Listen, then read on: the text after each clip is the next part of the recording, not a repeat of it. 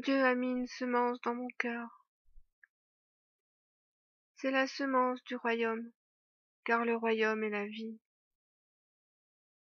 Ainsi Dieu est venu pour nous offrir ce royaume, à nous, ses enfants, parce que nous sommes les enfants de son royaume. Et le royaume de Dieu consiste en vérité et en justice, parce que la justice et la vérité sont la vie. Ainsi nous n'avons plus une semence de mort en nous, mais une semence de vie, celle de la parole que nous avons reçue, et qui nous permet d'aimer et de pratiquer les actes de vérité, les actes de justice, non pour nous-mêmes, mais pour la gloire de notre Dieu qui nous a sauvés. Car il nous a sauvés, il est venu nous délivrer, lui le Sauveur. Il nous a délivrés du péché, il nous a délivrés de la mort, il nous a délivrés du malin, et il nous a placés sous ses ailes, sous les ailes de la toute-puissance de son esprit, afin que nous puissions demeurer en lui et qu'il puisse demeurer en nous. Ainsi, si Dieu demeure en nous, il n'y a plus de place en nous pour les esprits mauvais. Ainsi, si Dieu demeure en nous, il n'y a plus de place en nous pour le malin, non plus pour les actes de mort, mais uniquement pour les actes de vie. Car c'est celui qui est vie qui demeure en nous, et qui nous appelle à pratiquer les actes de vie, qui sont actes de vérité, actes de justice. Celui qui est vivant, qui a été ressuscité, l'est pour toujours, au siècle des siècles. Il est le premier et le dernier, il est le commencement et la fin. Et maintenant nous avons été appelés à cette rectification, à cette nouvelle création, à cette nouvelle vie dans le royaume, car nous marchons en nouveauté de vie. Nous marchons renouvelés par l'Esprit, par la toute-puissance de sa volonté. Parce que lorsque nous marchons, c'est le Christ qui marche en nous, c'est le Messie qui marche en nous, parce qu'il est en nous. Il demeure en nous et nous demeurons en lui.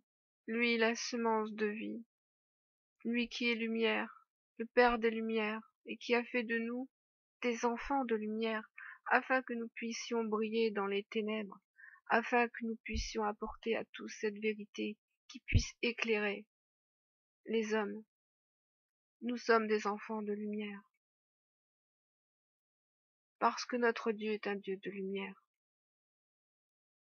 Et comme il n'y a point d'obscurité en Dieu, aucune part d'ombre en lui, nous qui sommes devenus enfants de lumière, nous n'avons plus aucune part d'ombre en nous, nous n'avons plus aucune part d'obscurité en nous, parce qu'il a fait de nous le temple de sa présence, son temple saint. Nous sommes le temple de Dieu, nous sommes le temple de sa lumière. Sachez que les étrangers n'étaient pas admis dans le temple de Dieu. Dieu a dit, vous ne ferez pas entrer dans mon temple des incirconcis qui n'obéissent pas. Car nous, maintenant, nous lui obéissons, afin de pratiquer les actes de vie, de vérité et de justice, qui sont semblables à la lumière, qui sont semblables à la sainteté de son nom. Dieu n'autorise pas que son temple soit souillé, car ce lieu est saint. Il n'y a donc aucune souillure dans son temple, et nous sommes son temple. Ainsi le péché, qui est souillure, ne demeure plus en nous, car un péché ne peut pas demeurer dans le temple de Dieu, car le péché ou la mort ne peut pas demeurer dans le temple de Dieu. Car si nous sommes devenus le temple saint du Dieu vivant, c'est que le temple vivant est le corps de Yeshua, qui a été relevé en 3 jours, car il a dit, je rebâtirai le temple en 3 jours. Ainsi, si nous demeurons dans le Fils, nous demeurons dans le temple vivant. C'est ainsi pourquoi nous sommes nous aussi le temple saint de sa présence. L'Éternel a dit, vous ne souillerez pas mes parvis.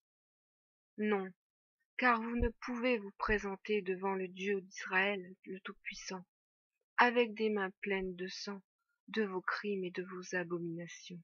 Voyez ce que Paul a dit. Ne savez-vous pas que vos corps sont des membres du Messie? Prendrais-je donc les membres du Messie pour en faire les membres d'une prostituée? Loin de là. Car non, Dieu n'autorise pas, dans son temple, des incirconcis qui ne lui obéissent pas et qui lui sont infidèles. Car nous sommes ceux qui écoutent la volonté de Dieu. Dieu a dit en Ecclésiaste 5:1, prends garde à ton pied lorsque tu entres dans la maison de Dieu. Approche-toi pour écouter, plutôt que pour offrir des sacrifices insensés. Car sinon tu ne sais pas que tu fais le mal. Écoutez-moi, dit l'Éternel.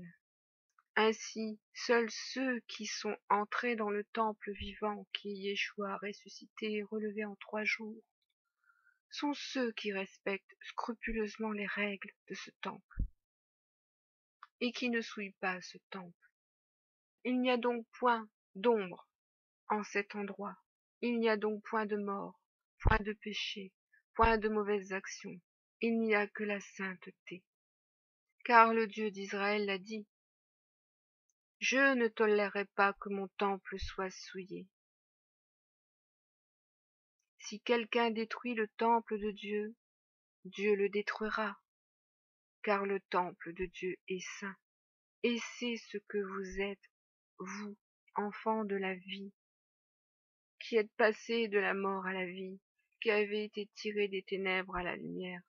C'est ce que vous êtes devenus, des instruments de justice, des instruments de vérité pour la gloire de son nom, des soldats, des combattants de l'évangile de votre Dieu.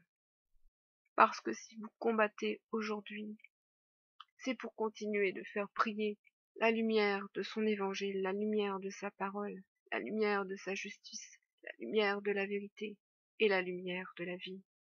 Car Dieu est lumière et sa parole est lumière, sa parole est vie, sa parole est vérité. Et selon la justice que nous avons reçue, nous proclamons et témoignons de ce que nous avons reçu du Dieu vivant, car nous demeurons en celui qui est vivant, et nous sommes vivants en celui qui est vivant.